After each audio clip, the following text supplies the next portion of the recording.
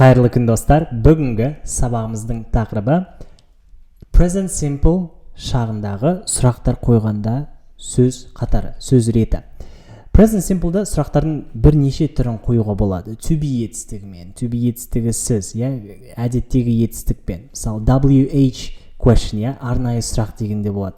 Осылардың әр түрінде сөз қатары әртүрлі, оларды бүгінгі сабақта талқылайтын боламыз достар. Бірінші сұрақ өте кең тараған, ол адам туралы сұрақ қойған кезде, бұл жерде to be етістігі жиі қолданылады. Мысалы, бұл Марк па? Is he Mark? Немесе, бұл сен бісің? Ан жақта тұрған сен бе? Are you there?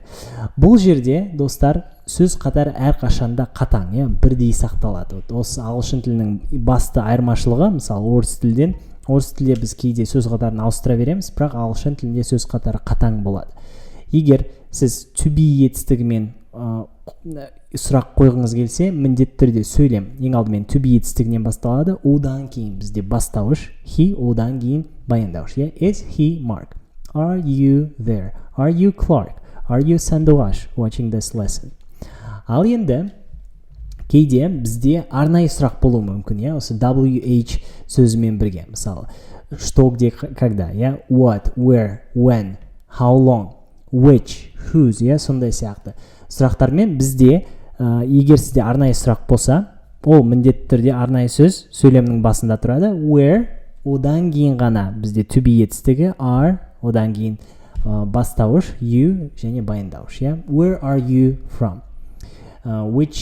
Which color do you like? Бірақ, which color do you like деген ол келесі слайдымыздың тақырыбы. Where are you from? Ал енді, достар, бізде басқа мысал how old дегенмен сөйлем құрастырып көрейік. How old are you? Дәл солай. How old сөйлемнің басында ол WH болмаса да, бірақ бұл да арнайы сұрақ болып тұр. How old, одан кейін to be, одан кейін бастауыш. How old are you? Кейде болғанымыз жағдайлардың көбі, мысалы 90% жағдайларда біз әртүрлі етістіктерді қолдана сұрақ қойғымыз келеді. Ондай кезде, егер present simple шағында біз сұрақ қойғымыз келсе, бізге міндетті түрде көмектесетін ол auxiliary verb, көмекші етістік. Do, does, ең алдымен сөйлем басында do және does тұрады.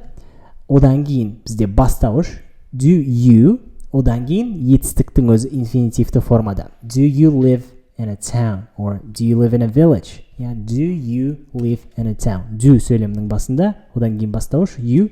Неге do'ды қойдық? Себебі you мен бірге do қолданылады. I, you, we, they мен бәрімен do.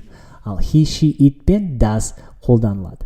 Мысалы, does he work in an office? Does he work in an office? Ол офиста жұмыс жасайды ма?